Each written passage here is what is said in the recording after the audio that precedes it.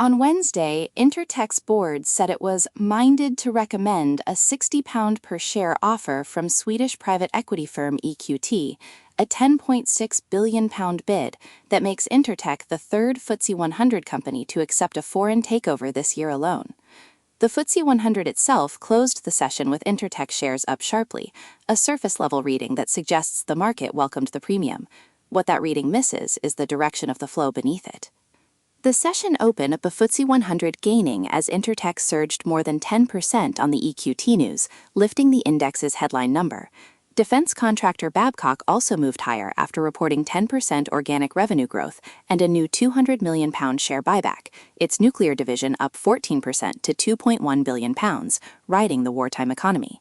FTSE 250 house builder Vistry went the other direction. Shares fell more than 10%, hitting their lowest level in nearly 15 years, after the company said first-half profits would be significantly lower and paused its buyback entirely to focus on debt reduction. UK gilt yields held near multi-decade highs as speculation over Keir Starmer's political future continued to weigh on government borrowing costs. So the session's surface was one big winner, one hard loser, a defense sector holding firm, and political noise on gilts. That framing is accurate, but the Intertek number sits differently from the rest of it, because the money that just paid a 30% premium to take Intertek out of the public market is not passive. It is making a directional bet, and the bet is not on today's FTSE level. EQT is paying £60 a share for a laboratory testing and quality assurance business that had been rebuffing its approaches for months, through 3 separate bids. The final accepted offer values Intertek at roughly £10.6 billion. Private equity firms do not pay 30% premiums on a whim. That gap between what public markets were willing to price Intertek at and what EQT was willing to pay is the signal worth examining. The Bloomberg analysis framed Wednesday's deal as the latest in a run of UK take-privates, with EQT's pending acquisition adding to a sequence that raises a pointed question. Why are foreign buyers, particularly private equity, willing to pay premiums that London's own investors have been unwilling to sustain? The most obvious answer is currency. Sterling's weakness since the Iran war began has made UK assets cheaper in dollar and euro terms. But currency alone does not explain why a Swedish buyout firm is specifically targeting a FTSE 100 testing company with global operations, or why the same pattern is showing up 3 times in a single year. The mechanism is valuation compression. UK-listed companies have been trading at persistent discounts to their US and European peers for several years, a discount that widened further as gilts sold off and domestic political risk rose.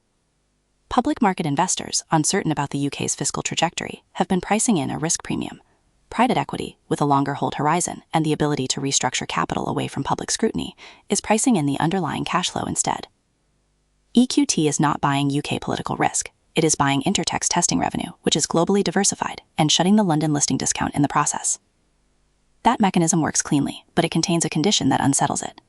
If PE is right that UK-listed companies are structurally undervalued, the natural outcome is more take-privates, more delistings, and a FTSE that becomes smaller and less representative of the UK economy over time.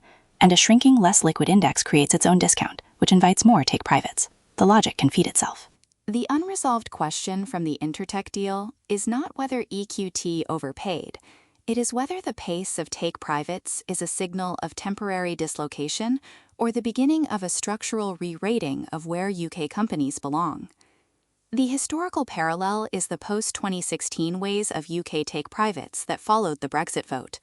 Sterling fell sharply, UK assets cheapened in foreign currency terms, and international buyers, both strategic and financial, moved in. The FTSE 100 shed a series of familiar names over the following years. The parallel is not exact.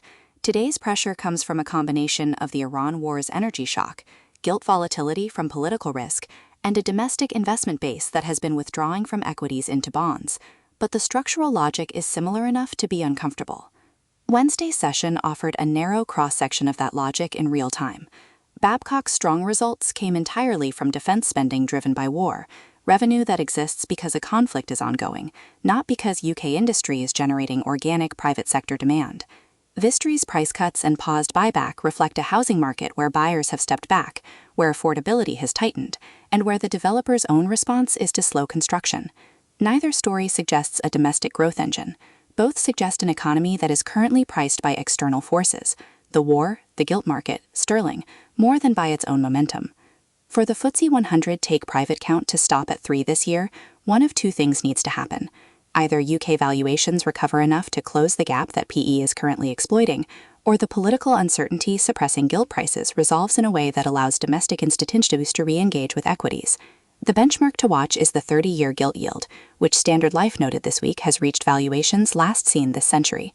If that yield begins to compress, signaling that investors are returning to UK government debt, the risk premium on UK equities could follow. That is the recovery path. The downside path runs the other direction. If Starmer's political position weakens further and gilt yields push higher still, the discount on UK-listed equities deepens, and the gap that EQT just paid a premium to close reopens immediately for the next potential target. JP Morgan's Jamie Dimon warned this week that the bank would reconsider its London headquarters plans if the UK turned hostile to financial institutions, a different kind of capital signal, but pointing in the same direction.